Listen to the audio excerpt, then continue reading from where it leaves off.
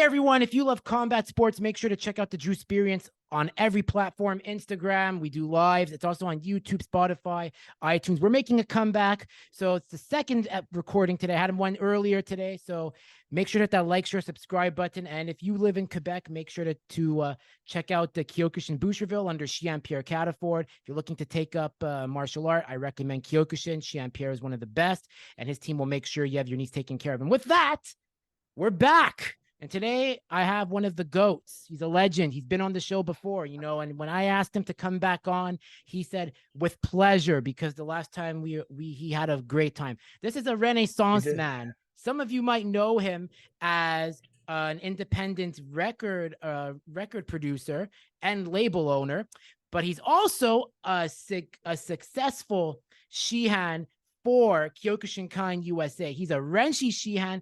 He is on the chairman's committee. If I got that right, Shihan? Close enough. Okay.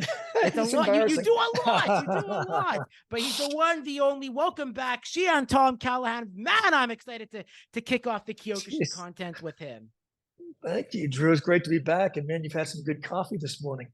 I think I need to up my game on the caffeine. I think honestly, it's not the caffeine. It's I think when you shake off the rust and you know you're good, you want to hit the ground running. I have that perfectionist mentality in me, so I've learned to channel it a bit more. But when I hit the ground running, I want to make sure I hit the ground running and not showing the rust. Well, I'm excited to be here again with you guys and with the Kyokushin community. You're doing a great job, and like you said, it's always a pleasure to be here. And look forward to chatting with you today and talking about a few sort of exciting things in the future. But before we start, you said to me that you're going to Japan soon. Yep. For your first time. Oh yeah. That's pretty exciting.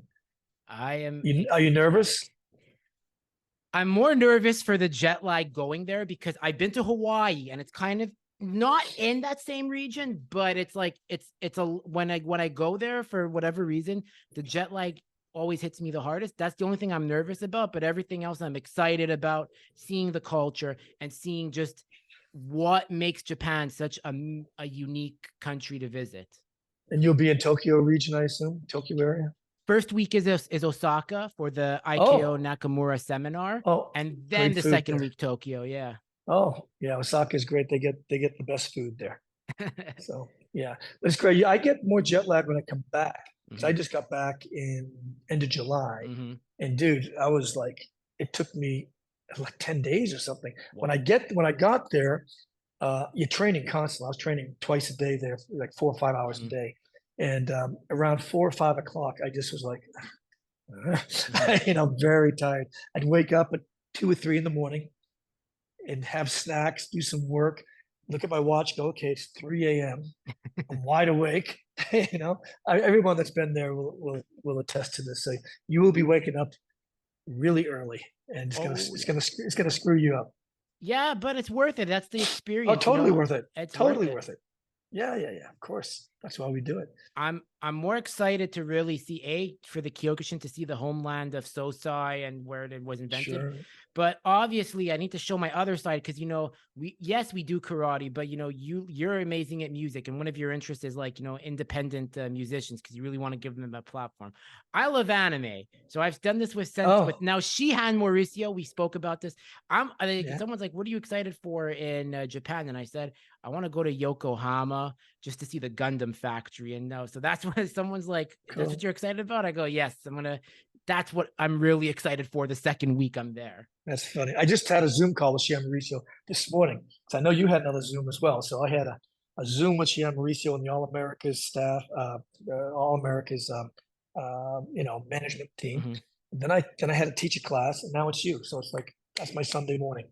Fun. It's crazy. It's fun. That's what it is. Yes. When you're always busy, that's the good thing. Like my Sunday morning was I had to go to my friend's gym to do the first in-person podcast with my own equipment that I bought. So he's the first one. And then I had to go and then I came back now, and then I have you, and then I have to work some overtime today at my shifts because we're so short staffed. And hey, when they need me, I come calling.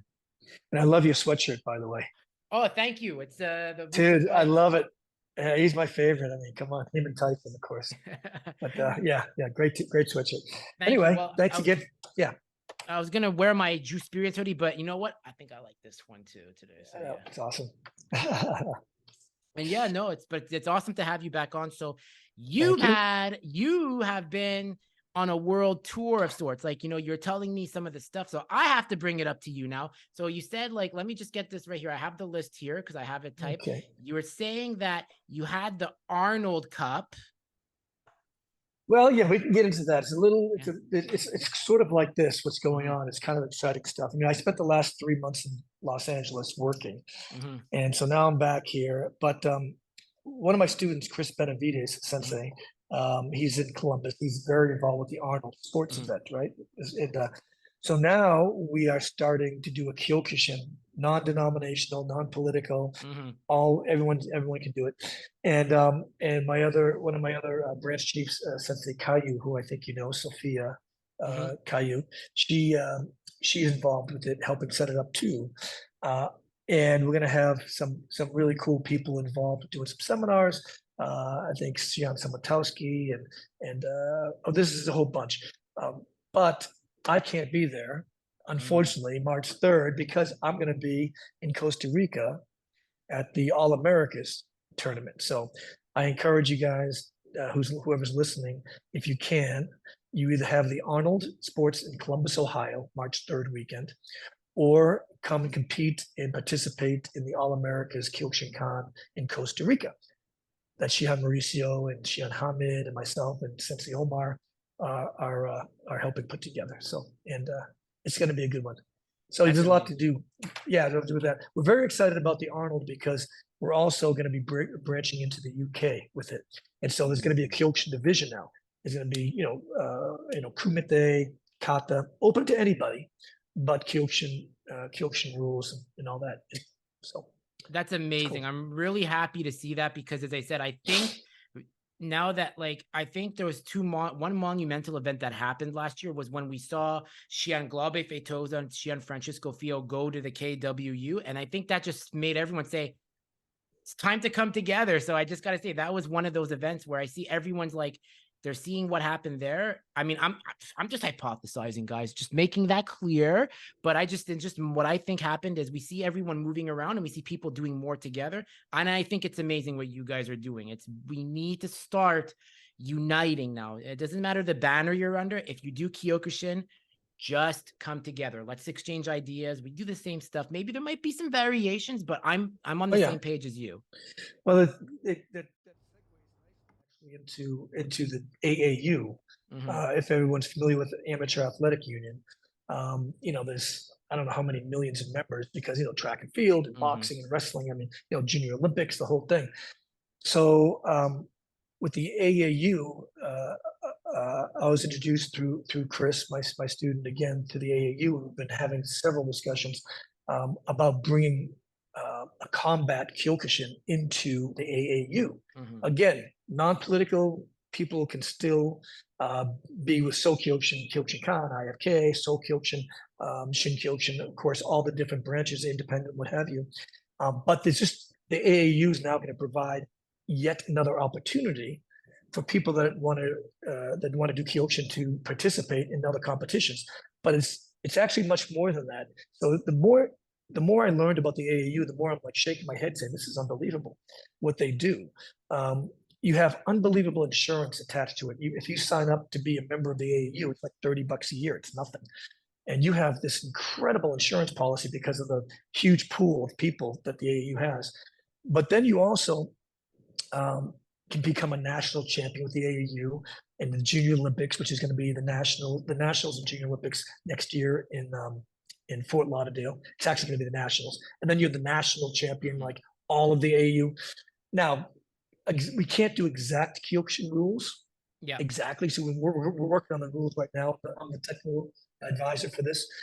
So we're going to be doing, as we call it, semi-contact, shin pads, gloves. It's full contact. It's kind of a misnomer, isn't it? It's full contact, yet you have to wear the shin pads and gloves. And in the United States, you have to wear the helmet in order to get the insurance. When we do this internationally with the AU, you don't have to wear a helmet, but domestically you do. Now that's going to turn a lot of people off that want to do, that don't want to wear a helmet, but you don't have to do it. Obviously, it's just yet another opportunity. So again, we're going to be calling, I don't think we're going to call it Kyokushin yet. We're going to call it full contact combat, knockdown, what have you. Yeah. I don't know if we can use the word knockdown actually, but we're still working out the details. But we're definitely going to be participating in this. And I'll be sending letters out to everyone around the United States. And of course, now they're hearing it for the first time on your podcast. Wow, big honor. It's the first announcement. I haven't, and we're still working it out. But I thought, you know what, I might as well start talking about it now because it's going to be, I think, a great way for Kyokushin practitioners to come in and participate in the amateur athletic union.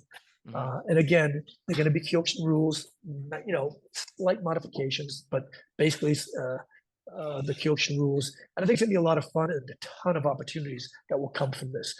And then hopefully bring the AAU and the Arnold together as well. So then Kyokushin is going to grow. And as you suggested, everyone can maintain their individual organizations, of course, but this will be a way for everyone to have a non-political association. Even when you compete in the AAU, you have to cover your kanji. Yeah. So no one knows, you have to wear a patch, you know, for the AAU, which is very cool. I think it's very cool. And it's a way just, again, to have more opportunity for people that want to compete and to participate in a much, much, much larger scale. And then, of course, you create a national team, and the AAU will pay for all the fighters and all the kata competitors to fly all over the world. So there'll be a national team come out of this as well. So that's kind of cool. That'd be awesome. I mean, obviously, you know, you're familiar with my Shian Pierre very well. You guys were back in IKO Love Pierre. together. Yeah, he always says hi. He's like, tell Shihan Tom I say hi. And I gotta tell you, he's inspired me so much. That guy, you know, he was the ice breaking champion, as you well know. Yes. And he's not a big dude, but man, is he strong. and like mentally strong too. I just think Shian Pierre is just one of the best Kyokushin has. I think, and I don't say that to kiss ass. He knows that because I've known him for so long. Yeah, I'm very honored that I ended up with him as my teacher because like it just was by luck. And you know, now and I think honestly, like I think this AAU that you speak of, I think it would be really cool because I mean, like Nakamura, what we're under is like we're always trying to collaborate. Like recently we had Shin come to one of our tournaments in Japan, which is nice. I'm just loving the collaboration. It's finally something we need to have because if BJJ is doing it and judo, why can't we? Why can't we do it? And well, you know, there's going to be pushback still, Drew. You know that there's a lot of egos involved with Kyokushin, and there's going to be pushback by certain people. That's okay. That's not going to be right for everybody. But then as we grow, hopefully as we grow, and people understand the concept behind everything and what we're trying to accomplish, and it's in the correct spirit. Hold on, my dog's a barking. Sorry. It's the correct spirit of everything. I think you'll have more and more people join over time. So my wife just walked out, and the dog didn't go, so she's upset. That's okay. It's just the dog's bark. It's okay. It doesn't bug me at all. I had a dog myself, so it's like I'm used to having hearing dogs barks. But no problem. And I did want to mention the Costa Rica thing again. I'm not trying to do an infomercial here. I apologize. No. But I was talking to Shian Mauricio this morning as well, and the Kyokushin All Americas tournament is in Costa Rica that same March 3rd weekend as the Arnold is in Columbus, Ohio. So if you can go to each one of them, I'm going to put the mute button on and tell my dog to. Could you hear what I said? Pie, stop. Okay. Yeah, I heard tie, but I didn't. I'm not a good lip reader, so that's why. But that's amazing. And and by the way, congrats to Shihan Mauricio. That must have been that's a big honor. Like, so what went in? So, like, what led to like Mauricio's running Latin America basically now. He's the coordinator / sort of the guy that's overseeing South and Central America. And there's a lot going on down there. There's an Uruguay tournament coming up in the national South American national tournament coming up in November. We've got I think Chile is doing a sort of a regional tournament. The Uruguay one is international, all of South America. The Chile one is more national. But we get a lot going on in Sensei Omar as well, doing a great job. And Shihan Hamid and myself we don't oversee it. We just collaborate with them. We just bounce ideas off each other, make sure we're all on the same page. So it's a nice management team we have for Latin America now. And we really want to grow that region. So if anybody's looking for a home in Latin America, Kyokushinkan, is a good one for you, we think. Amazing. Amazing. Yeah. You also have in So America, yeah, North America. You also have Shian Rene Cruz, who runs Ring Wars. I mean, but I yeah, don't know what's going on with Ring Wars. I know he wants to well, get it going, but there's a lot of. he does. I'm going to see Shihan Rene in 2 weeks. Mhm. So he's coming to Boulder. I'm having my Boulder USA camp September 21 through 24. Next year, I might open that up to everyone. I'll let you people know at some point. I'll let you know. Right now, it's a USA sort of instructors camp. So Shihan Rene will be here for that. And yeah, we have a meeting, of course. We're going to be talking about his ring wars and what the next steps are for him. I know there was some potential issues with the boxing commission and the knockout division. I mean, there's so many rules, and there's a commission there. And of course, he's a cop and he deals with all those commissions all the time. So I'll find out more.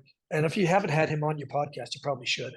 Oh, we've always been trying to get each other on, but the thing is, just the timing with the schedule is crazy. He does support my show, like he's like, hey, he's like, keep up the great work. He does, like he really loves it, and he even told me too. He's like, who's your Shian again? I go Pierre Catafort. He goes, bro. He's like, brother. He goes, you got the best in the business. He goes, so make sure you learn everything from him while you can, because time doesn't wait for anybody. So I told him, yes, Shian Rene, you're right. But yeah, no, he does want to come on. What I'm thinking of doing is, if the Ring Wars does get approved, I am thinking of going to Rochester and definitely getting him on in person there. I think that would be better. Good. I'm thinking because when we met in person, him and I just clicked like that. Like we're like, okay, it's like he's an easy guy to get along with. I was up there for the last one, and we had a really good time. And next week, no, after my camp on the last week of September, I'm going up to Shian John Campbell has something outside of Seattle as a tournament, and one of our con fighters is fighting. So I'm going to go up there with Sensei Keith out of Seattle and have some fun. I'm going to do a little seminar on that Sunday following it. But there's lots going on in Kyokushin. I'm looking. I'm not like you. I scroll through Facebook and it's like there's a lot of shit going on. A lot of good stuff. Oh, a lot of it's good amazing. Stuff. And I think the younger generation is really wanting to see people come together, and I think they're understanding that, hey, we are all one, like Patrick Pinto had said, right? One Kyokushin, and that's just the concept, it's the idea. And people say, well, I'm not leaving this organization, I'm not leaving that organization. Well, no one's asking anyone to leave anywhere. We're just trying to share each other's knowledge and our passion for what we do, and to help other organizations have a better seminar or a better tournament, a more well-attended tournament. And if we all kind of work together, that's the idea. So we all can support each other. That's the biggest thing what you just said there. And I'm glad you brought that up, because I did have before I came back to podcasting, I had to have a very big sit down with Shian Pierre, and then also Senpai Mohammed, like one of my closest friends. Because I used to be a competitor. You know that firsthand. You remember when we first spoke. And I wanted to compete, but I had to ask, do I really want to get up and compete again? And if I say I'm not going to compete, does that make me any less of a karateka? So I'm not saying I retired, but I decided to take a step back, because with my Japan trip coming up, and I don't want to get hurt in tournaments either. It can happen, God forbid. So I just felt, where am I better served? And as the young generation, I felt, what if I use my podcast to help elevate Kyokushin? I've done so much already. Like Shian Dominic Ohan said, he's like, hey man, he goes, you don't know what you started. He goes, you don't realize it, but he goes, you cannot stop now. He goes, you're the one carrying this load here.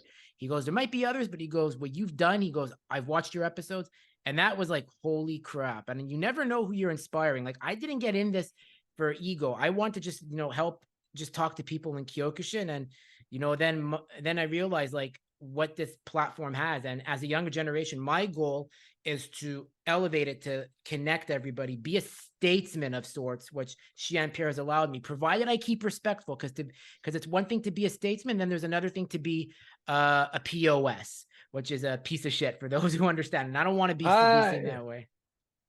Yeah. No, you're doing a great job, and there's some others out there doing this, and no, everyone their heart seems to be in the right place, and that's what it's all about. And it's kind of funny. We all sort of keep each other in check too. If someone gets out of line on Facebook, it's like I'm a PM. Hey, dude, careful what you're saying there. It's not cool. We have a tendency. Some people have a tendency to criticize or or sort of like question other people. And my thought on that is just, keep your mouth shut. And if it doesn't affect you personally, keep your mouth shut. It's like, I think Ben Franklin said, "Speak ill of no man," or that sort of thing. And that's sort of the Kyokushin philosophy, right? The Budo philosophy is to really be kind and be thoughtful, and if you don't have anything good to say, don't say it. But I see some people, some keyboard warriors still out there, questioning this, questioning that in public, and it's not a good look. It's just not a good look for Kyokushin in general. So a lot of people see that and go, "Oh, I thought these Kyokushin guys are supposed to have Budo karate and the Budo spirit and philosophy." But when I see that, it sort of disappoints me a bit. It's less and less, and I think the younger people are understanding that more. So I'm encouraged. I'm encouraged more than discouraged, honestly.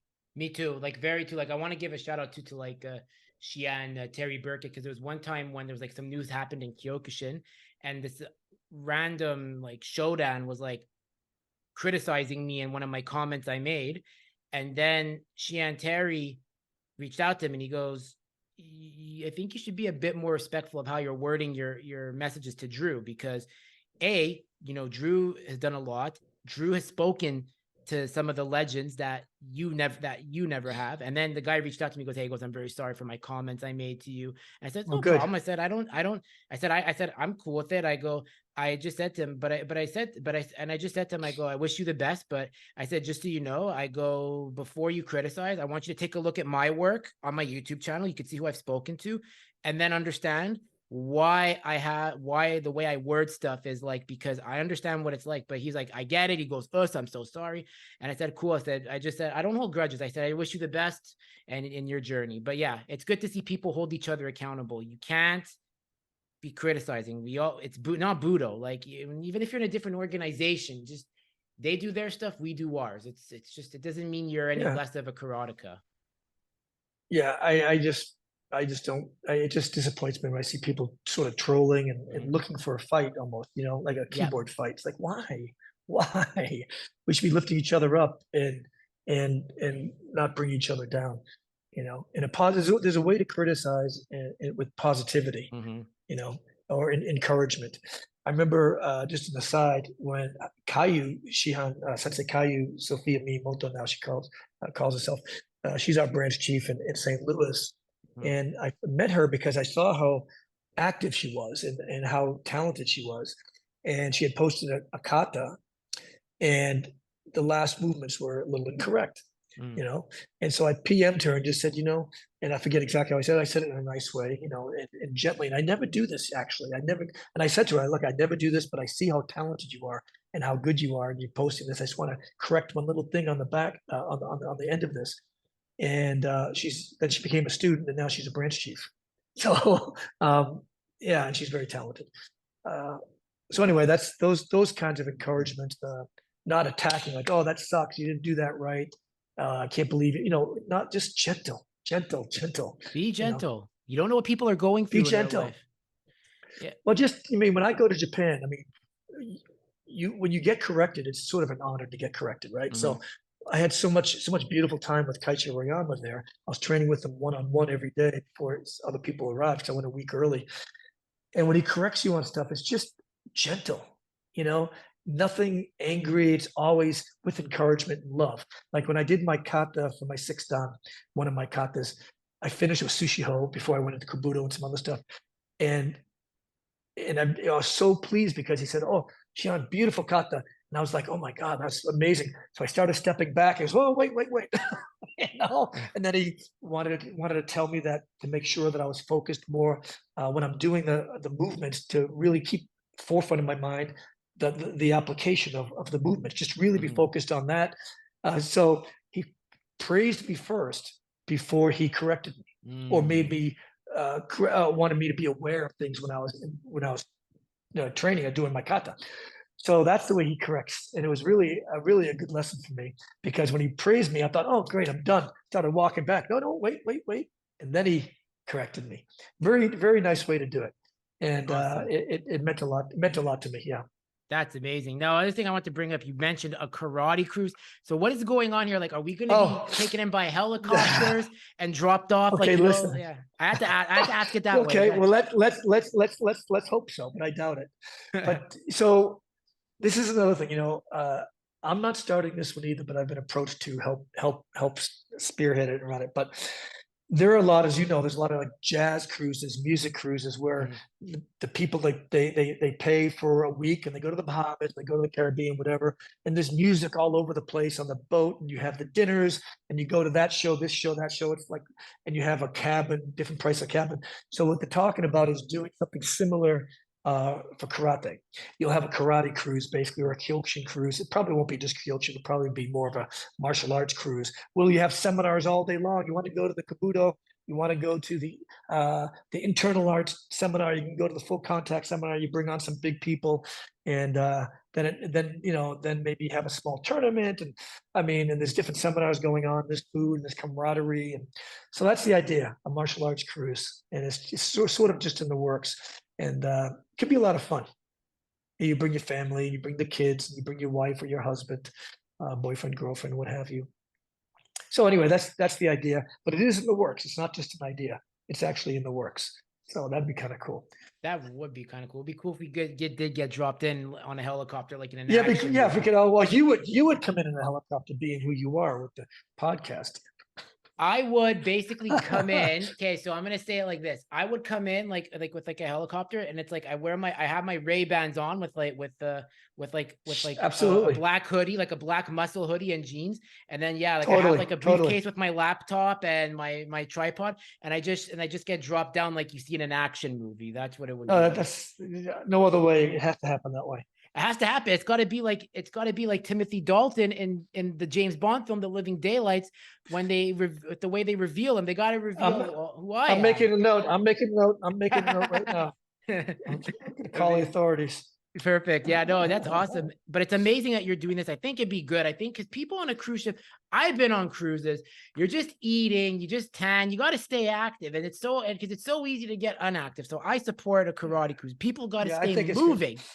I think it's a great idea. And but again, with the Arnold and with the AAU and with the potential cruise, all this stuff, I just want people who are listening not to think, oh, it's becoming Taekwondo or something. That's absolutely not the intention. These are Kyokushin rules. It's still, all we're trying to do is to grow it a little bit more and expose it to more people that haven't been exposed to it. As we all know, most people listening, if you just talk to the average person, they say, oh, what do you train? Oh, I train in karate. Oh, what style? Kyokushin. They go, maybe not in the eastern part, not in Japan, of course, and some of the and maybe in the Eastern Bloc, but definitely in the West, it's not well known. And this is a way to expose it to more people, and they can benefit from what we all benefit from. And this is not about watering down Kyokushin at all. In the AAU, of course, they have to modify a couple of rules. With the helmet, for example, the only rule that right now that I've tried to get away with, because I'm helping with the rules, is I absolutely cannot do a Jodan Maigiri to the face. Okay. They didn't want knees. I said, no, have to have knees, so it's okay. So that really the only one we have right now that's not allowed is a Jodan Maigiri to the face. And, when it's semi-contact, which is full contact with the regular way we spar, the shin guards and gloves. And, so I think this is going to be an experiment, but I really think it's going to be great. And as I said, one of the biggest things about the AAU is unbelievable insurance, incredibly inexpensive, and then you do have national champions, and then you will have a team, and you can fly around.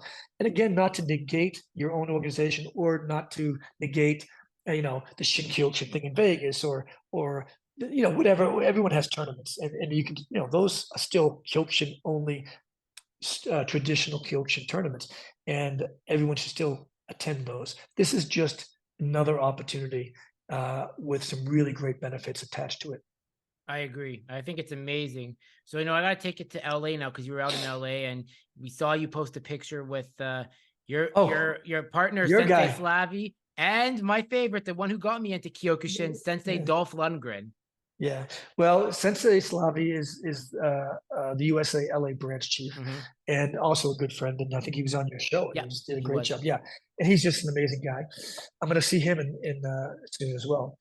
But so, you know, as you know, Dolph has had his medical and illnesses and stuff. So we went to visit him at his place in where he lives, and he was just wonderful. And the you know, he's doing really, really well. He had a little something that they were checking out, a spot, but they checked it out. He's doing really well. Right now, he's cancer free.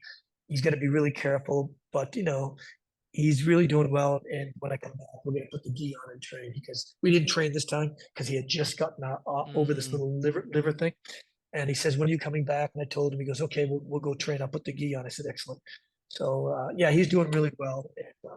And I was really driving back to my place. I was just really pleased that I got to spend the time with him and that he was in really good spirits. And you know, he's got a wicked sense of humor, you know, and we laugh a lot. And he was telling old stories about stuff, you know, it was just fun. He's just a great guy and he's passionate about Kyokushin and can't wait to put the gi on and start training again.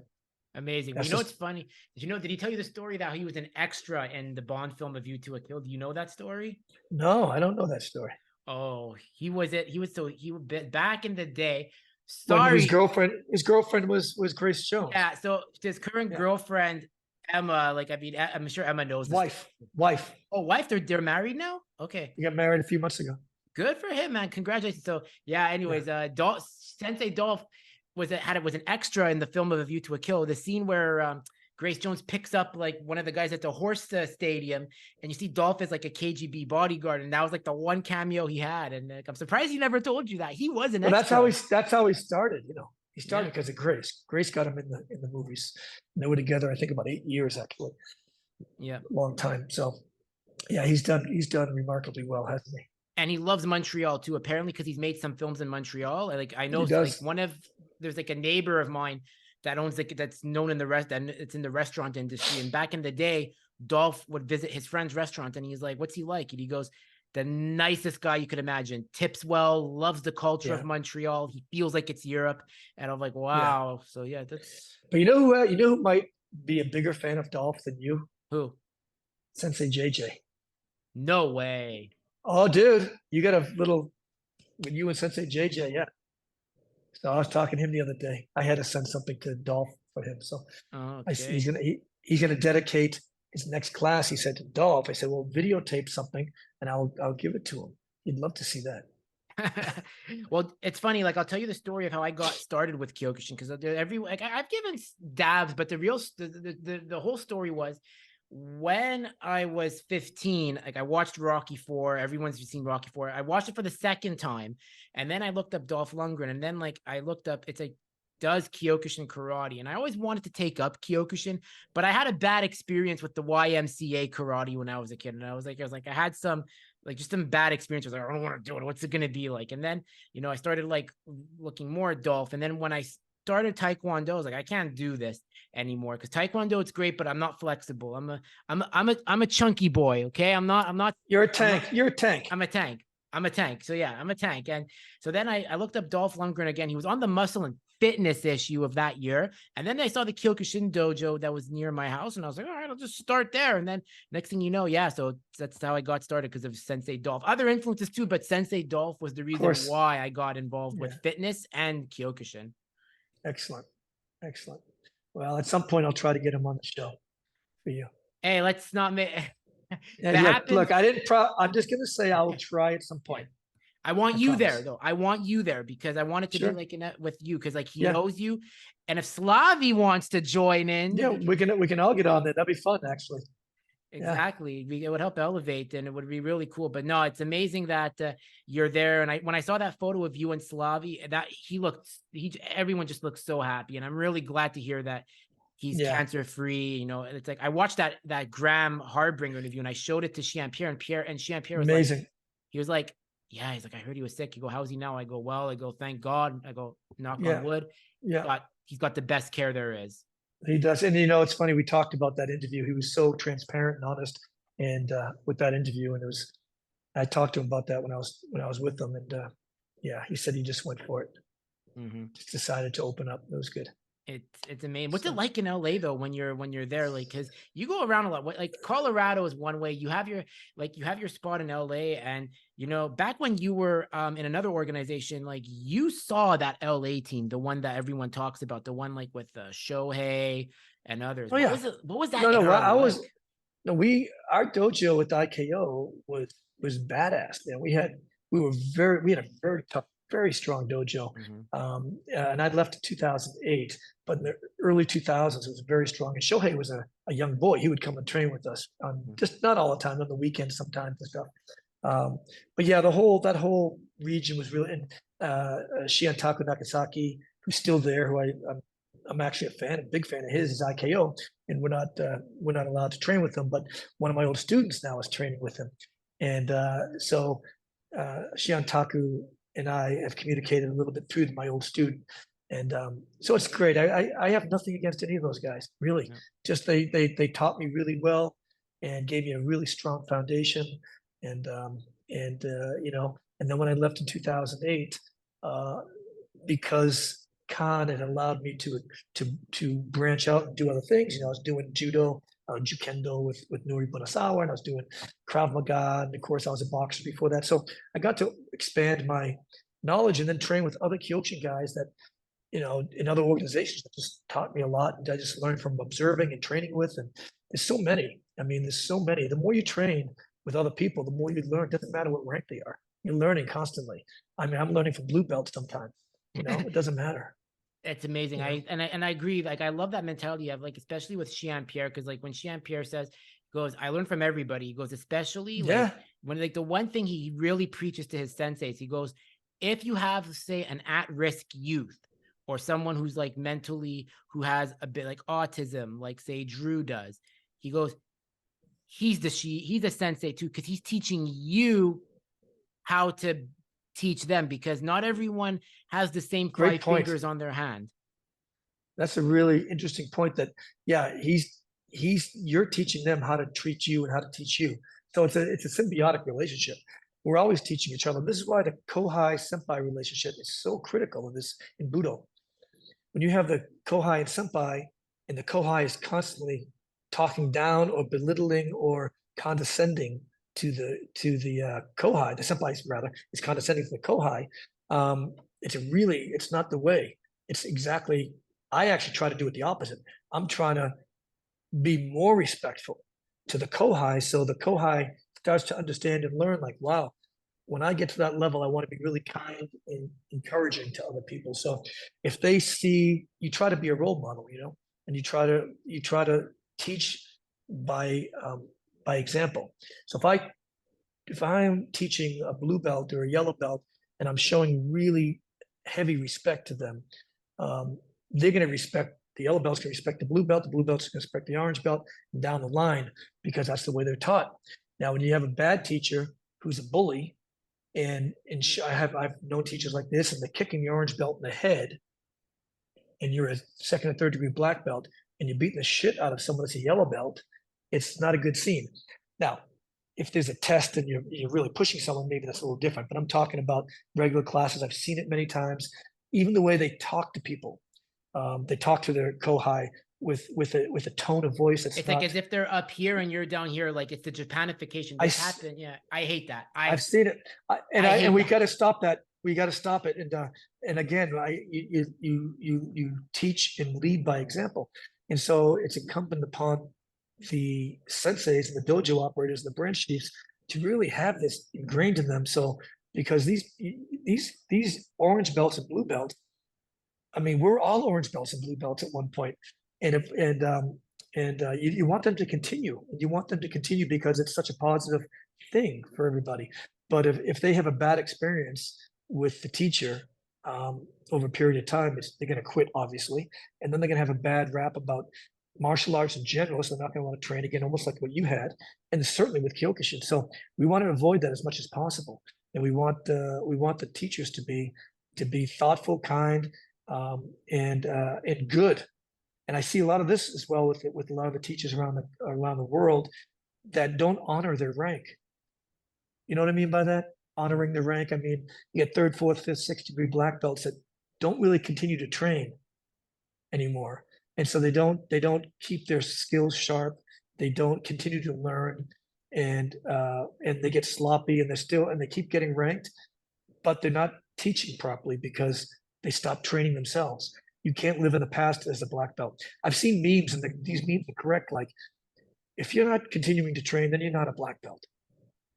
I mean, there's give and take on that, of course, but the bigger point on that meme that I've seen is that you've got to continue training in order to maintain your skill level, to maintain your degree, to honor that degree and those stripes that are around your belt.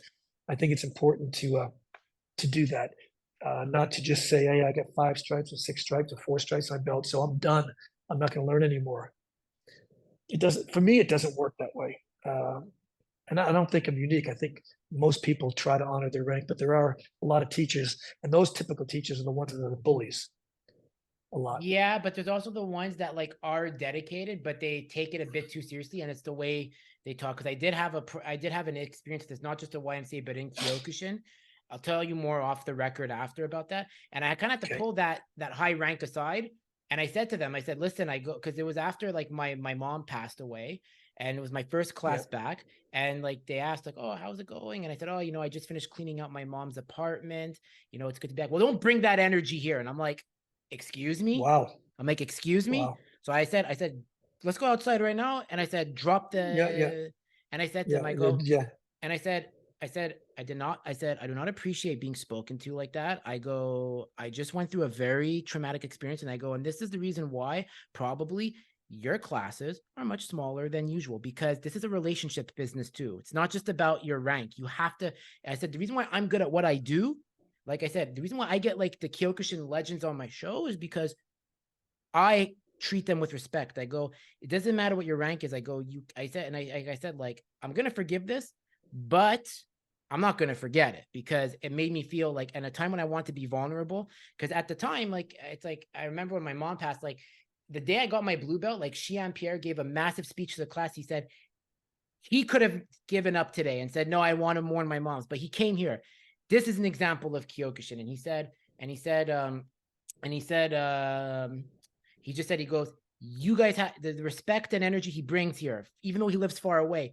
Please make sure you guys take care of him. He goes, I've done my job to welcome him in, and I'm going to be there for him. But when I'm not here, you guys have to help him too, because because we're all helping each other here. And he goes, that's what we do in Boucherville. And it was like the greatest speech ever. So that's how I try to be with everyone that walks into that dojo. I don't care if you're a white belt, if you're a blue belt, like if you have special needs, I make sure that I'm friendly to everybody. We're all going to die in the same ground. Why try to use your rank to bully or like talk down to others, right? There's now in the senseis, generally speaking, senseis defense, Shihan senseis, they have bad days as well. But this is why it's hard to be a good sensei. It just is hard, because you do have to listen to some of these problems, or if someone's not having, one of the students aren't having a good day. That's something you have to be sensitive to. So, senseis have to be, it's a hard job. They have to be sensitive, and they have to be firm, but they have to be sensitive. It's not easy to navigate that, but the good senseis manage to do it. Yeah. I'm very lucky though. As I said, like I love everyone at my dojo. Like, as I said, Pierre keeps there's not going to be any negativity or toxicity in the school, because otherwise brings everything down. And that's why I make sure, even on my worst day, I leave it outside. I show up, I train hard.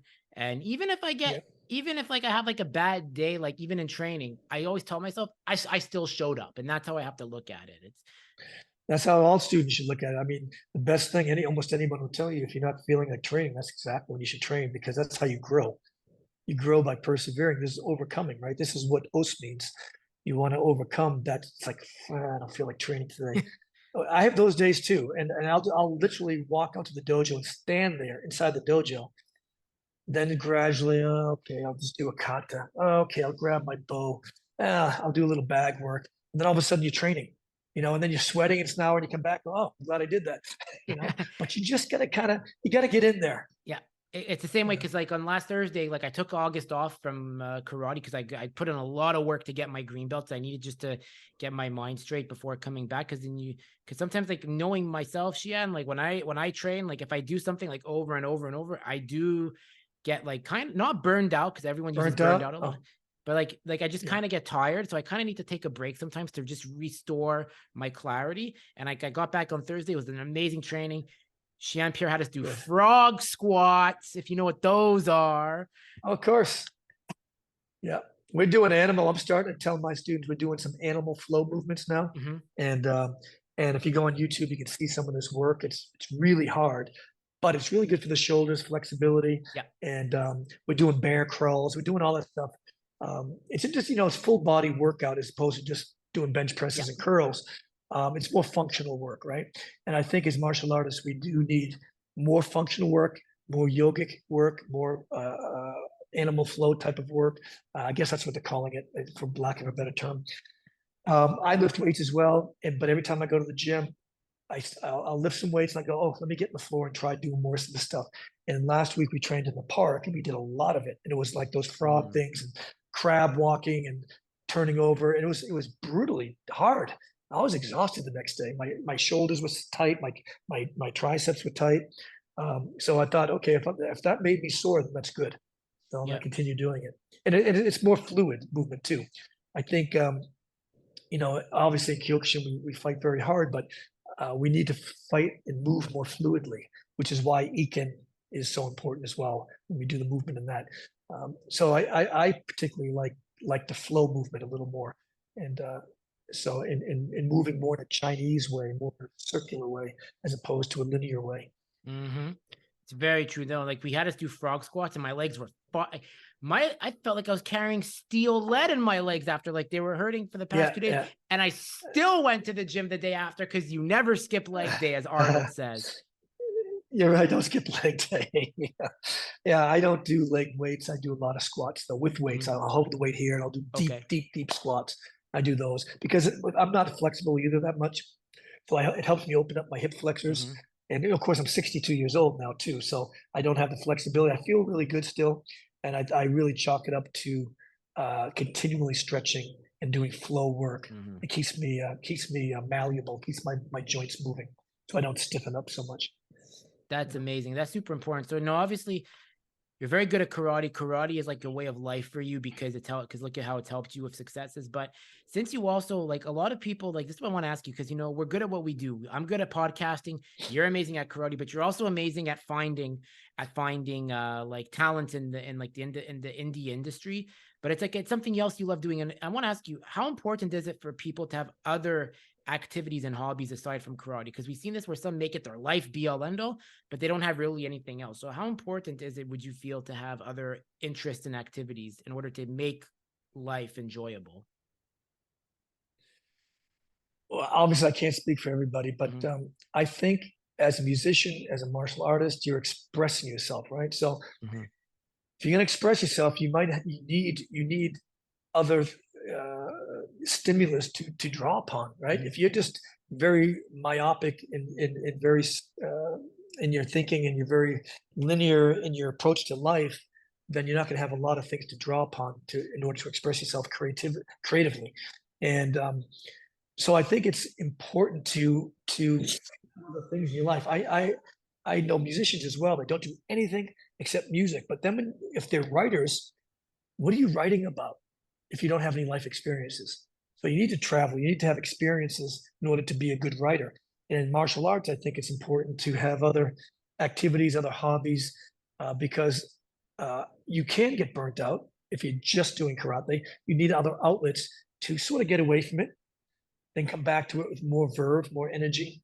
My brother, who's a world-class composer, guitar player, will say sometimes he'll put his guitar down for a week, as hard as that is. Put it down for weeks, and when he comes back, he's got all these ideas, and he can't wait to play. Because if you play 8 to 10 hours a day, at some point you can say, same with the martial artists, they're teaching all day long, and the senseis are teaching all day long.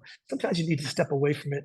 Not for a week, I'm just saying that you need to have other things that are, whether it's chess or whether it's music or whether it's hiking or, reading, something to take your mind off martial arts a little bit.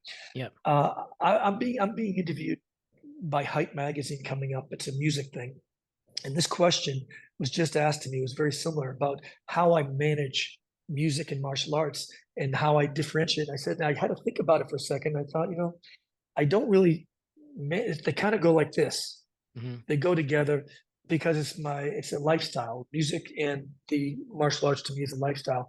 And I just sort of manage my time wisely. Forgive me for these flies here. It's okay. I sort of manage my time.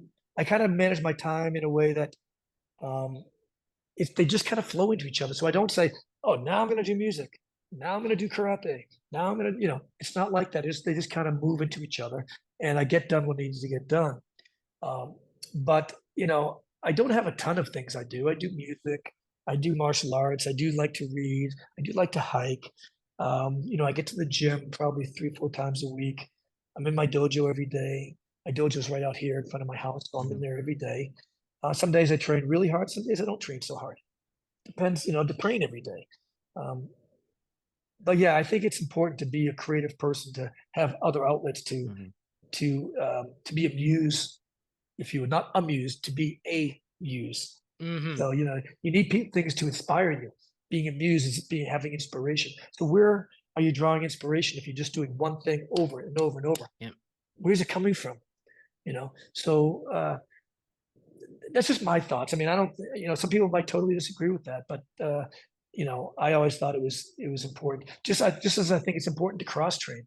People will say, you want to be a good kicker, just kick. I said, well, yes, you do have to do 1,000 kicks, 100,000 kicks, like Bruce Lee says or whatever. But I also think it's incredibly important to cross train for your physical and your mental. I mean, depends what the physical is. You might be doing hanging bar stuff. You might be doing weights. You might be doing yoga. You might be doing some Brazilian jiu-jitsu. I think it's really important to cross train to be an effective martial artist, a well-rounded, effective martial artist. But again, that's just me. Yep. Maybe a lot of people don't agree with me. So. No, everywhere it's subjective. Like, I mean, for example, one thing I do, I mean, like, Sensei Sophie is going to watch, like I told you, I love Gundam. So like I build like these model kits now, like this is one of them I keep on my desk. Wow, you built that? Yep. Yep. Oh, cool. That's out of plastic. Cool. Yeah, it's a big anime. You talking about Sophia from my brain sheath? Yeah. Oh, cool. Oh, yeah, she's gonna see this and she's gonna be like, "Oh, you did it!" He said.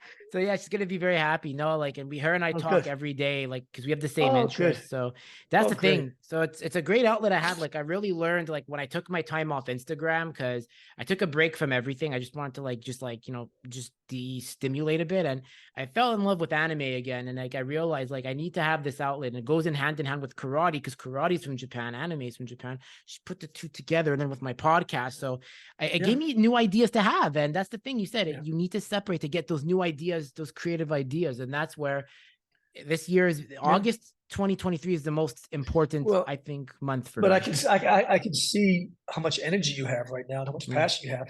It's probably because you took a little time off. Yeah. Yeah. I mean, there's the old adage that Sosai said that, never stop training, because if you fall down that mountain, climbing back up that mountain is very hard. So I encourage people not to take much time off if you're going to take time off, but everyone's different. I took time off from social media for about a month at one point, and then, I couldn't anymore, because I talked to so many people in music and martial arts. It's like, these are where my friends are. These are people I'm dealing with. This is business. So I had to get back on it, but there's just a lot of crap on social media as well. And I'm guilty of it too. We all are. Know. Yeah. So. Anyway. But it felt so good just to take a break. Sometimes I'm gonna start doing that more, like I'll just take a month off and then come back with like ideas. But in my relationship now with my phone, it's helped me reevaluate my relationship with technology. I'm okay with using Facebook on my computer. I'll keep Messenger on my phone. Instagram's a bit different, where I post and I ghost, which means like I'll just post it and then I'll let everyone else like and share, because I don't want to get too caught up in like scrolling and then checking the analytics.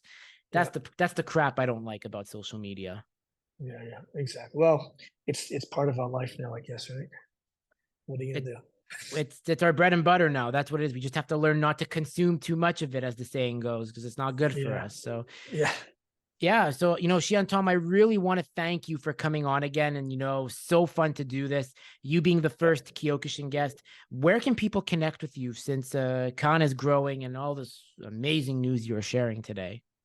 Well, you can catch me at World Budo Arts, Mm-hmm. which is on Instagram and Facebook, World Budo Arts, which is my particular, my business under Kyokushinkan. Or just, just my name. I'm out there, wherever, you can just you find me pretty much wherever. So, but I appreciate you having me on this. It's always a pleasure. And it's always good catching up with you too. It's funny, we catch up with each other on a podcast, but it's kind of fun. And give my best to all the students under Shian Pierre. And if you want to talk with the AAU or the Arnold or the Costa Rican International, South America, Latin America tourney in March, let me know. Yeah, I look forward to continue our friendship. Hey man, that's what it is. We have a lot in common. That's what it is. It's a pleasure to have you on, guys. Make sure to follow Shihan Tom, and if you like this conversation, make sure to check out the Drew Experience on all platforms. Like, share, comment, do whatever. As long as you love Kyokushin and martial arts, hit that. We're growing. We're back. It's going to be out in October, the episode. But once again, the show doesn't happen without the guest, so make sure to follow them too, because I can't do this without them. So keep amazing, Shihan. Yes. Have an amazing rest of the day. Thank you. And let me just make sure I end this right. Oh, here we go. Perfect. Yeah. So you have yourself an amazing rest of the day. And it's such an honor to have you on again. My pleasure. Us.